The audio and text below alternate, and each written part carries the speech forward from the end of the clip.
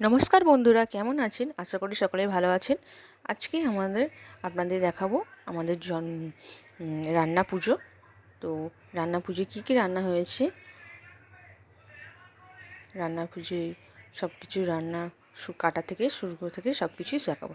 তো শুরু করা যায়। আলু ভাজা, পটল ভাজা কাটাকুটি করতে শুরু হয়ে গেছে। সব সবজি সব কেটে নেব। সব সবজি কেটে রেখে দেওয়া হচ্ছে। এগুলো সব ভাজা হবে, নরকম ভাজা হবে। আলু ভাজা, পটল ভাজা, ঢেঁড়স ভাজা, বেগুন ভাজা, চিচিঙে ভাজা, ঝিঙে ভাজা, কুমড়ো ভাজা, ওল ভাজা, নারকেল ভাজা, সব সবজি কেটে ধুয়ে রেখে দেব। রেখে দেওয়ার পর তাতে নুন হলুদ মাখিয়ে রেখে দেওয়া হবে।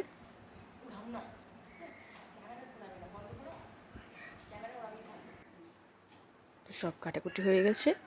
কাটা হয়ে যাওয়ার পর সবজি কাটা হয়ে যাওয়ার পর নুন হলুদ মাখিয়ে দেওয়া হলো। নুন হলুদ মাখানোর পর এরপর ভাত বসানো হবে। হাঁড়িতে জল গরম হয়ে গেছে, ভাতের চাল ধুয়ে দেওয়া হয়ে গেছে। এবার তেল গরম করে তেলেতে এবার আলু ভাজা, বেগুন ভাজা সব ভাজা হবে। বেগুন ভাজা হচ্ছে।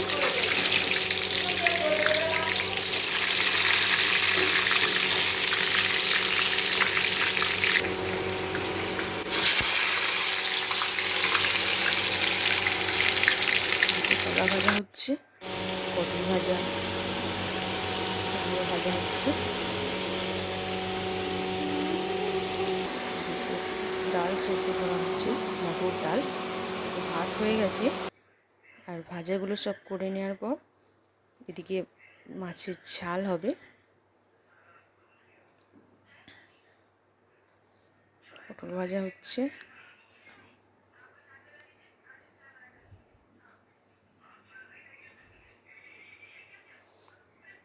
রান্না পুজোয় 9 রকম ভাজা করতে হয়, ভাত করতে হয়, শাকের তরকারি, মাছের ঝাল, ইলিশ মাছের ঝাল, রুই মাছের ঝাল, চাললার চাটনি আছে।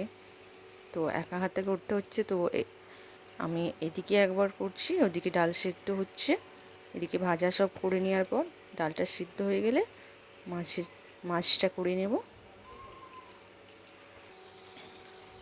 এদিকে আমার অর্ধেক ভাজা হয়ে গেছে, আর কিছুটা বাকি আছে।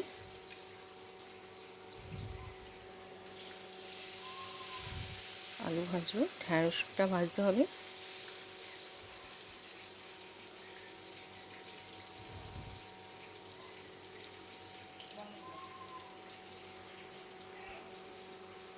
ডাল হয়ে গেছে, তো চালটার চাটনিটা বসিয়ে দিলাম। চালটার চাটনিটা হয়ে গেলে ওলটা ভাজতে হবে। ওলটা আমি আগে থেকেই সিদ্ধ করে রেখেছিলাম। সিদ্ধ করার পর ওলটা ভেজে নিলাম। ওল ভাজা হয়ে গেল। তো রুই মাছের ঝাল, ইলিশ মাছের ঝাল হয়ে গেল। রান্না সব কমপ্লিট। এবার ভাত খেতে দেওয়ার জন্য ভাত বাড়া হচ্ছে। সব কিছু ভাজা রেডি।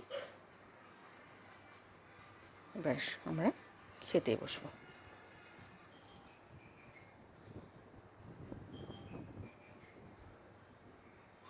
তো আমাদের এই রান্না পুজো কেমন লাগলো বন্ধুরা অবশ্যই কমেন্টে জানাবেন।